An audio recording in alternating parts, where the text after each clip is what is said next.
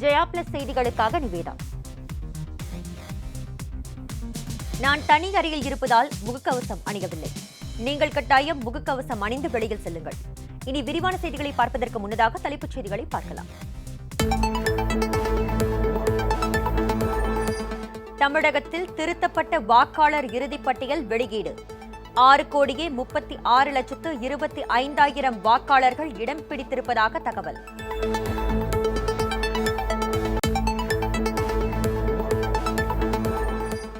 தமிழக சட்டப்பேரவை கூட்டத்தொடர் தொடங்கியது. ஆண்டின் முதல் கூட்டத்தொடர் என்பதால் ஆளுநர் உரையுடன் தொடக்கம்.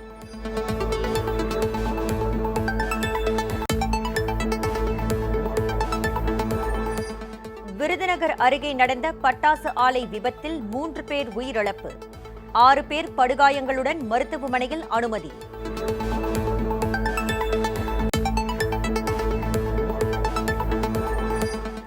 ஒசூர் அருகே ஊருக்குள் புகுந்த காட்டு யானைகள், நீண்ட நேரம் போராடி காட்டுக்குள் விரட்டியடித்தது வனத்துறை.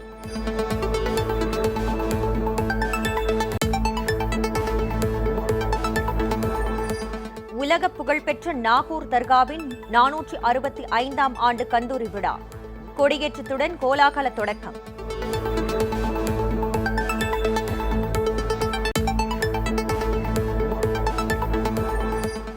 இந்தியாவில் மீண்டும் காட்டுத் தீயாய் பரவும் கொரோனா தொற்று. ஒரே நாளில் 58,000 பேருக்கு தொற்று உறுதியானதால் மக்கள் பீதி.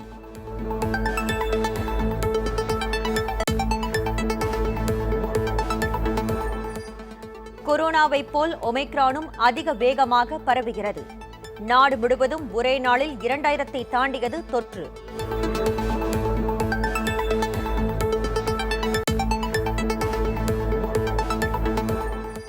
நாடு முழுவதும் அடுத்த வாரம் விற்பனைக்கு வருகிறது கொரோனா மாத்திரை. மாத்திரையின் விலை 35 ரூபாயாக நிர்ணயம்.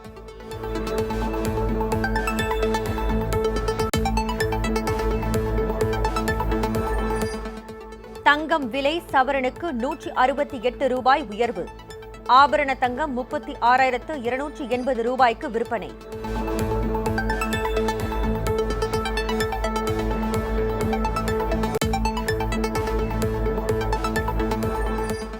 அமெரிக்காவில் சுனாமி அலை போல் வேகமெடுக்கும் கொரோனா.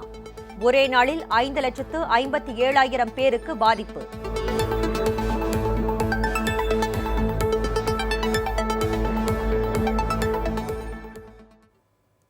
இனி விரிவான செய்திகளை பார்க்கலாம்.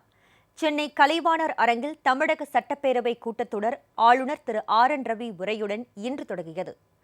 தமிழக சட்டப்பேரவை கூட்டம் வழக்கமான தலைமை செயலக வளாகத்திலேயே நடைபெறும் என அறிவிக்கப்பட்டிருந்த நிலையில் கொரோனா பரவல் அதிகரித்ததை அடுத்து மீண்டும் கலைவாணர் அரங்கத்தில் சட்டப்பேரவை கூட்டத்தொடர் நடைபெறும் என அறிவிக்கப்பட்டது.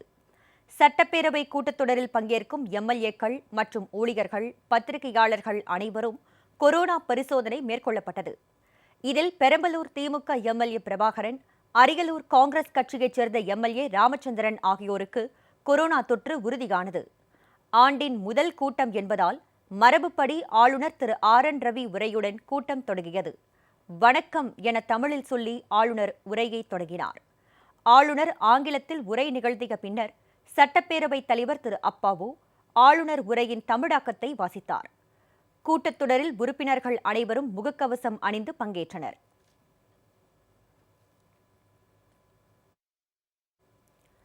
தமிழக சட்டப்பேரவையில் இருந்து அதிமுக மற்றும் விடுதலை சிறுத்தை கட்சிகளின் உறுப்பினர்கள் வெளிநடப்பு செய்தனர். சட்டப்பேரவையில் ஆளுநர் உரையை புறக்கணித்து அதிமுக சட்டமன்ற உறுப்பினர்கள் வெளிநடப்பு செய்தனர். சட்டமன்ற கூட்டத்தொடரில் ஆளுநர் உரைக்கு எதிர்ப்பு தெரிவித்து விடுதலை சிறுத்தைகள் கட்சி MLA-க்களும் வெளிநடப்பு செய்தனர். இதேபோல் தமிழக சட்டப்பேரவை கூட்டத்தொடரில் இருந்து விடுதலை சிறுத்தைகள் கட்சி MLA-க்களும் வெளிநடப்பு செய்துள்ளனர். நீட் தேர்வு விவகாரத்தை முன்வைத்து விடுதலை சிறுத்தைகள் கட்சியினர் வெளிநடப்பு என தகவல் வெளியாகியுள்ளது.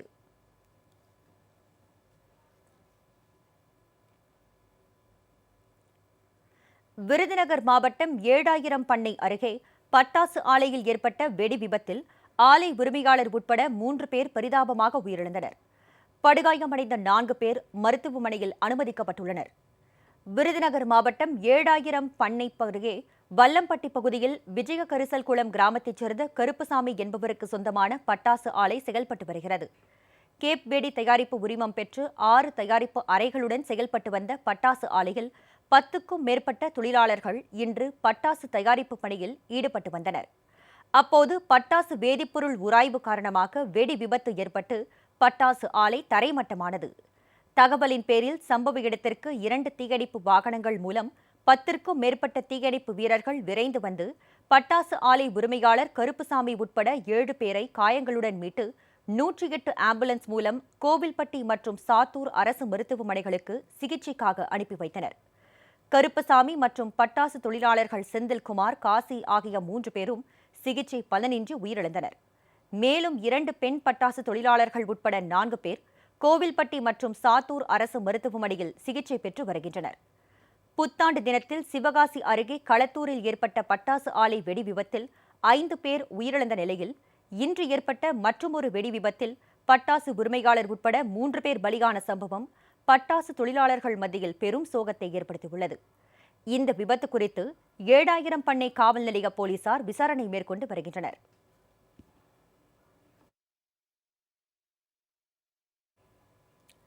இந்தியாவில் கொரோனா தினசரி பாதிப்பு எண்ணிக்கை 58,000 தாண்டியுள்ளது. தொற்றுக்கு மருத்துவமனையில் சிகிச்சை பெறுவோர் எண்ணிக்கையும் 2,14,000 கடந்துள்ளது. நாடு முழுவதும் கடந்த 24 மணி நேரத்தில் 58,097 பேருக்கு புதிதாக கொரோனா தொற்று ஏற்பட்டுள்ளது. இதன் மூலம் கொரோனா பாதிப்பு மொத்த எண்ணிக்கை 3,50,18,358 உயர்ந்துள்ளது. கடந்த 24 மணி நேரத்தில் 534 பேர் வைரஸ் தொற்றுக்கு மரணமடைந்துள்ளதாகவும், இதன் மூலம் கொரோனா மொத்த பலி எண்ணிக்கை 4,82,551 அதிகரித்துள்ளதாகவும் மத்திய சுகாதாரத்துறை அமைச்சகம் கூறியுள்ளது. 2,14,004 பேர் மருத்துவமனைகளில் கொரோனாவுக்கு சிகிச்சை பெற்று வருவதாகவும், இதுவரை 3,43,21,803 பேர் கொரோனா தொற்றில் இருந்து குணமடைந்திருப்பதாகவும், நேற்று ஒரே நாளில் 15,389 பேர் தொற்றில் இருந்து மீண்டுள்ளதாகவும் தெரிவிக்கப்பட்டுள்ளது. இதனிடையே இன்று காலை 8 மணி நிலவரப்படி நாடு முழுவதும் 142,72,08,846 டோஸ் கொரோனா தடுப்பூசிகள் போடப்பட்டுள்ளதாக மத்திய சுகாதாரத்துறை கூறியுள்ளது.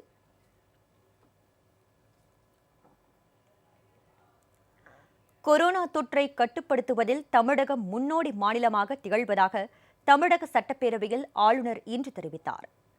தமிழக சட்டப்பேரவையில் ஆளுநர் திரு ஆர்.என். ரவி நிகழ்த்திய உரையில் மேகதாதுவில் அணை கட்ட கர்நாடக அரசை அனுமதிக்கக்கூடாது என வலியுறுத்தப்பட்டது. முல்லை பெரியாறு அணையின் நீர்மட்டத்தை 152 அடியாக உயர்த்த தொடர்ந்து முயற்சி மேற்கொள்ளப்படும் என்றும் தெரிவிக்கப்பட்டுள்ளது. தமிழகத்தில் உள்ள இலங்கை தமிழர்களின் நலன் காக்கப்படும். சிறு குறு தொழில் நிறுவனங்கள், வங்கிகளின் கடன் பெறும் நடைமுறை எளிதாக்கப்படும். அடுத்த 5 ஆண்டுகளில் அரசு பள்ளிகள் நவீனப்படுத்தப்படும். ஆசிரியர்கள் அனைவருக்கும் புத்தாக்க பயிற்சி அளிக்கப்படும். சென்னையில் மழைநீர் வடிகால் வசதிகள் ஏற்படுத்தி தரப்படும். குழந்தைகளுக்கு எதிரான பாலியல் கொடுமையில் ஈடுபடுவோர் மீது கடும் நடவடிக்கை மேற்கொள்ளப்படும் என்பன உள்ளிட்ட அறிவிப்புகள் ஆளுநர் உரையில் இடம்பெற்றன.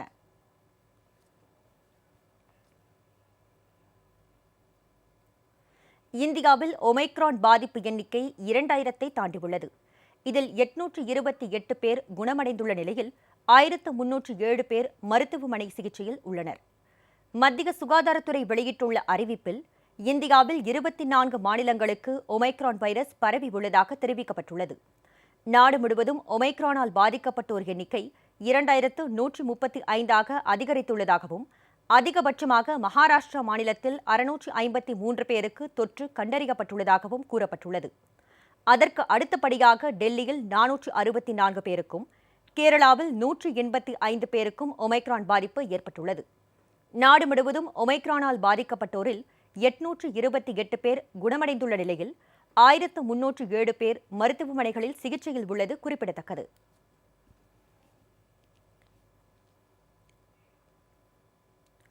இந்தியாவில் கொரோனா 3வது அலை தொடங்கிவிட்டதாகவும், எனினும் இதுகுறித்து மக்கள் அச்சம் கொள்ள தேவையில்லை என்றும் மத்திய அரசின் நோய் தடுப்புக்கான தேசிய தொழில்நுட்ப ஆலோசனைக் குழுவின் தலைவர் டாக்டர் அரோரா தெரிவித்துள்ளார். டெல்லியில் செய்தியாளர்களை சந்தித்த தேசிய நோய் தடுப்பு ஆலோசனைக் குழு தலைவர் டாக்டர் என்.கே. அரோரா, நாட்டின் பெரும்பாலான மாநிலங்களில் ஒமைக்ரான் தொற்று பரவி உள்ளதாக தெரிவித்தார். பெரிய நகரங்களில் ஒட்டுமொத்த கொரோனா தொற்றில் 50% மேல் ஒமைக்ரான் பாதிப்பு உள்ளதாக கூறினார். கொரோனா பரவல் அதிகரித்து வருவது நாட்டில் 3வது அலை தொடங்கிவிட்டதை காட்டுவதாகவும், கொரோனா 3வது அலை இந்தியாவில் ஆரம்பித்து விட்டதாகவும், இதில் எந்த சந்தேகமும் இல்லை என்றும் தெரிவித்துள்ளார். எனினும் இதுகுறித்து மக்கள் பயப்பட தேவையில்லை என்றும், தடுப்பூசி செலுத்திக் கொண்டு கட்டுப்பாடுகளை கடைபிடித்தாலே போதுமானது என்றும் அவர் அறிவுறுத்தியுள்ளார். முதலில் அதிவேகமாக பரவும் ஒமைக்ரான் சில வாரங்களுக்கு பிறகு கட்டுக்குள் வரும் என்றும், நாட்டில் ஒமைக்ரான் பரவல் விரைவில் உச்சமடையும் என எதிர்பார்ப்பதாகவும் டாக்டர் அரோரா குறிப்பிட்டுள்ளார்.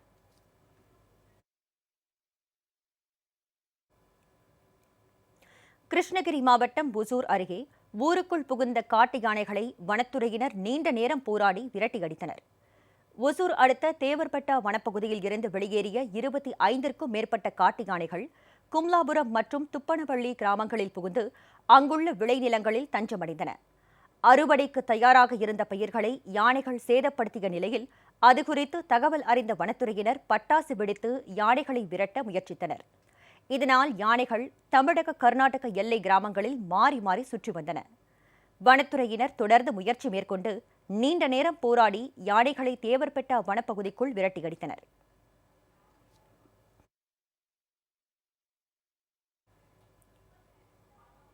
வடசென்னை அனல்மின் நிலையத்தில் 3வது அலகில் கடந்த சில தினங்களுக்கு முன்பு ஏற்பட்ட பழுது நீக்கி உற்பத்தி தொடங்கப்பட்ட நிலையில் இன்று மீண்டும் தொழில்நுட்ப கோளாறு ஏற்பட்டதால் 210 மெகாவாட் மின் உற்பத்தி பாதிக்கப்பட்டுள்ளது. திருவள்ளூர் மாவட்டம் மீஞ்சூரை அடுத்த அத்திப்பட்டில் உள்ள வடசென்னை அனல்மின் நிலையத்தில் நாள் ஒன்றுக்கு 2 நிலைகளிலும் மொத்தம் 1830 மெகாவாட் மின் உற்பத்தி செய்யப்பட்டு வருகிறது. இந்நிலையில் கடந்த சில தினங்களுக்கு முன்னர் அனல்மின் நிலைய 1வது நிலையின் 3வது அலகில் ஏற்பட்ட தொழில்நுட்ப கோளாறு காரணமாக 210 மெகாவாட் மின் உற்பத்தி பாதிப்பு ஏற்பட்டுள்ளது. தொழில்நுட்ப கோளாறை சரிசெய்து நேற்று மீண்டும் 210 மெகாவாட் மின் உற்பத்தி துவங்கப்பட்டது. இந்நிலையில் இன்று மீண்டும் ஏற்பட்ட தொழில்நுட்ப கோளாறு காரணமாக 210 மெகாவாட் மின் உற்பத்தி பாதிப்பு ஏற்பட்டுள்ளது. மின் வாரிய ஊழியர்கள் தீவிரமாக ஈடுபடுத்தப்பட்டுள்ளதாகவும், விரைவில் மின் உற்பத்தி தொடங்க தேவையான நடவடிக்கைகள் எடுக்கப்பட்டு வருவதாகவும் அனல் மின் நிலைய அதிகாரிகள் தெரிவித்தனர்.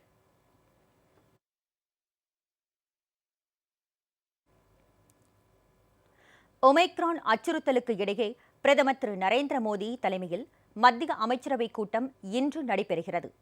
மருத்துவ நிபுணர்களுடனும் பிரதமர் இன்று ஆலோசனை நடத்தவுள்ளார்.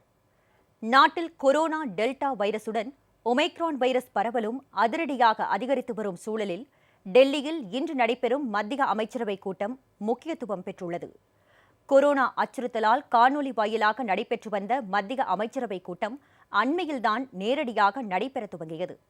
இந்நிலையில் இன்றைய மத்திய அமைச்சரவைக் கூட்டம் மீண்டும் காணொலியில் நடைபெறுகிறது. இன்றைய கூட்டத்தில் கொரோனா கட்டுப்பாடுகள் தொடர்பாக முக்கிய முடிவுகள் எடுக்கப்படலாம் என்று கூறப்படுகிறது. ஒமைக்ரான் பரவலை எதிர்கொள்வது தொடர்பாக மருத்துவ நிபுணர் குழுவுடனும் பிரதமர் திரு நரேந்திர மோடி இன்று ஆலோசனை நடத்தவுள்ளது குறிப்பிடத்தக்கது.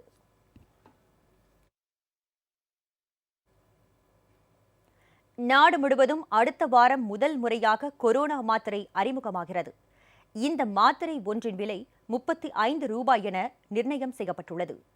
இந்தியாவில் கொரோனா பாதிப்புகள் தொடர்ந்து அதிகரித்து வரும் நிலையில் ஒமைக்ரான் பரவலும் அச்சுறுத்தி வருகிறது. இதனையொட்டி மத்திய மற்றும் மாநில அரசுகள் பல்வேறு முன்னெச்சரிக்கை நடவடிக்கைகளை எடுத்து வருகின்றன.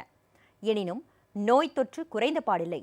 இந்நிலையில் கொரோனா பாதிப்புக்கு ஆளானோருக்கு சிகிச்சை அளிப்பதற்காக அமெரிக்காவின் மெர்க் என்ற நிறுவனம் கேப்சூல் வடிவிலான மால்னுபிரவிர் என்ற மாத்திரையை உருவாக்கியுள்ளது. இந்த மாத்திரையை இந்தியாவில் டாக்டர் ரெட்டிஸ் நிறுவனம் தயாரித்து வழங்கும் வகையில் அமெரிக்க நிறுவனத்துடன் ஒப்பந்தம் செய்து கொண்டுள்ளது. இந்த மாத்திரை ஒன்றின் விலை 35 ரூபாய் என நிர்ணயம் செய்யப்பட்டுள்ளது. ஒரு கொரோனா நோயாளிக்கு 5 நாள் சிகிச்சைக்காக 40 கேப்சூல்களின் மொத்த விலை 1400 ரூபாயாக இருக்கும் என கூறப்படுகிறது. அடுத்த வாரம் இந்தியா முழுவதும் உள்ள மருந்து கடைகளில் இந்த மாத்திரை கிடைக்கும் என அந்நிறுவனம் தெரிவித்துள்ளது.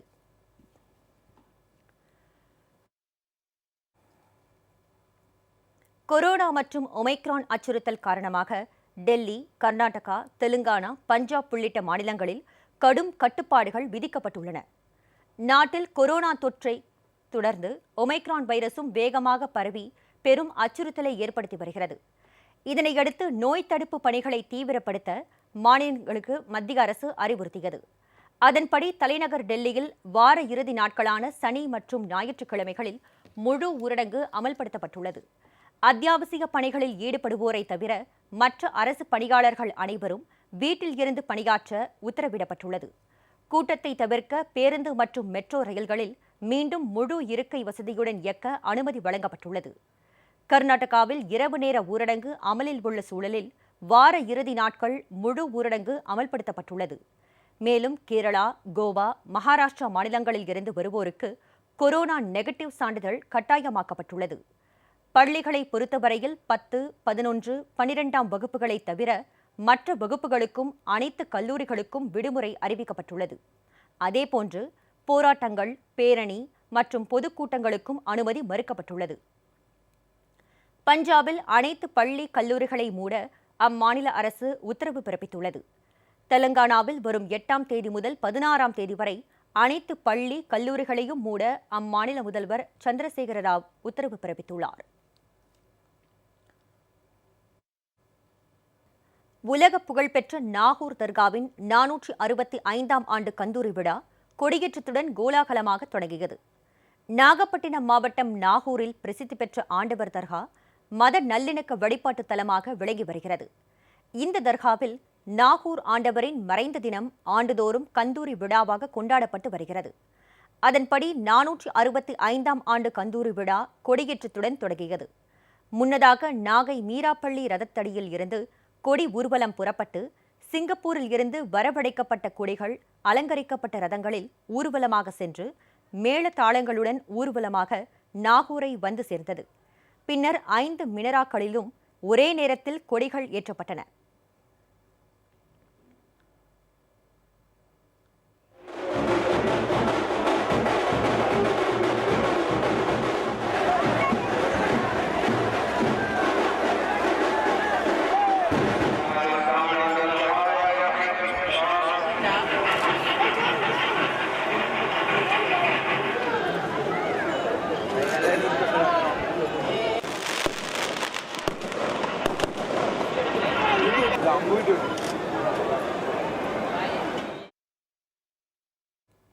கொரோனா கட்டுப்பாடுகள் காரணமாக வான வேடிக்கை உள்ளிட்ட கொண்டாட்டங்கள் தவிர்க்கப்பட்ட நிலையில் 2 டோஸ் கொரோனா தடுப்பூசி செலுத்தியவர்கள், முகக்கவசம் அணிந்தவர்கள் மட்டுமே விழாவில் பங்கேற்க அனுமதிக்கப்பட்டனர்.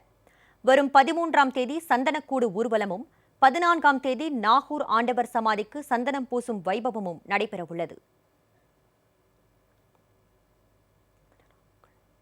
போற்றும் நாகூர் பாதுஷா நாயகம், நாகூர் ஆண்டவர் என்று அழைக்கக்கூடிய நாகூர் பாதுஷா நாயகம் அவர்களின் 465ஆம் ஆண்டு திருவிழாவானது கொடியேற்றத்துடன் சிறப்பாக தொடங்கியது.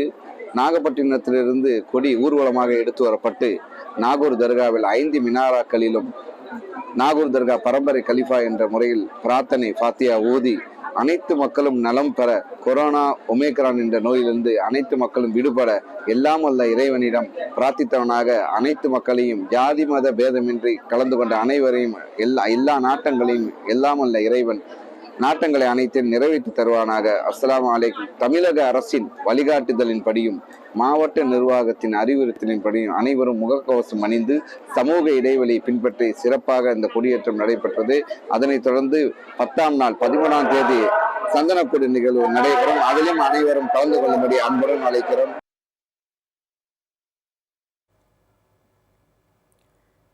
நீலகிரி மாவட்டம் உதகை அரசு தாவரவியல் பூங்காவில் நடைபெறவுள்ள 124வது மலர் கண்காட்சிக்காக 5.5 லட்சம் மலர் செடிகளை நடவு செய்யும் பணி தொடங்கப்பட்டுள்ளது. மலைகளின் அரசி என்றழைக்கப்படும் உதகையில் கோடை சீசன் காலமான ஏப்ரல், மே மாதங்களில் 10 லட்சம் சுற்றுலா பயணிகள் வந்து செல்வது வழக்கம். உதகைக்கு வரும் சுற்றுலா பயணிகள் கண்டு ரசிக்க அரசு தாவரவியல் பூங்காவில் ஆண்டுதோறும் மலர் கண்காட்சி நடத்தப்பட்டு வருகிறது. கொரோனா ஊரடங்கு காரணமாக கடந்த 2 ஆண்டுகளாக மலர் கண்காட்சி நடத்தப்படாத நிலையில் இந்த ஆண்டு 124வது மலர் கண்காட்சியை நடத்த தோட்டக்கலைத்துறை நடவடிக்கை எடுத்துள்ளது. முதற்கட்டமாக அரசு தாவரவியல் பூங்காவில் 275 வகையான 5.5 லட்சம் மலர் நாற்றுகளை நடவு செய்யும் பணி இன்று தொடங்கியது. மாவட்ட ஆட்சியர் அம்ரித், வனத்துறை அமைச்சர் ராமச்சந்திரன் ஆகியோர் மலர் நாற்றுகளை நட்டனர். அதனைத் தொடர்ந்து பூங்கா ஊழியர்கள் பெட்ரோனியா, சால்வியா, மேரிகோல்ட், ஃபேன்சி உள்ளிட்ட 275 வகையான மலர் நாற்றுகளை நட்டு வருகின்றனர். குறிப்பாக அலங்கார மேடைகளில் வைக்கப்படும் 35,000 மலர் தொட்டிகளிலும் மலர் நாற்றுகள் நடப்படுகின்றன. தற்போது நடவு செய்யப்படும் மலர் நாற்றுகள் மே மாதத்தில் பூத்துக் குலுங்கும்.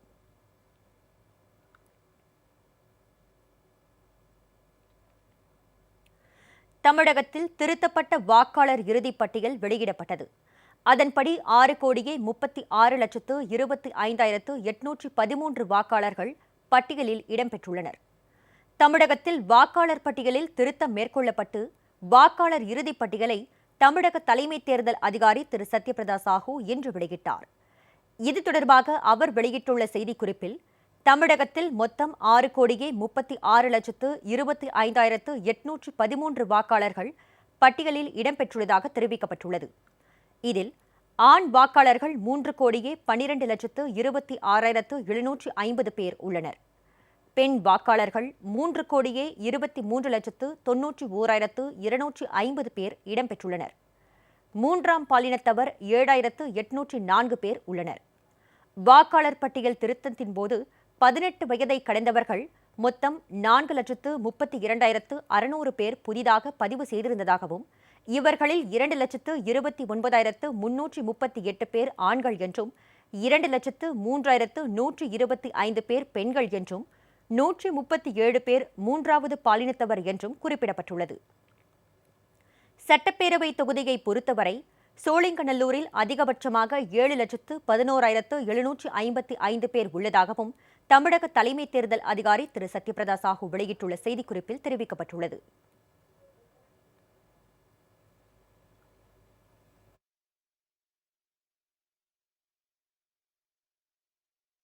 தொடர்ந்து பாருங்கள் ஜெயா பிளஸ் செய்தி சேனலை.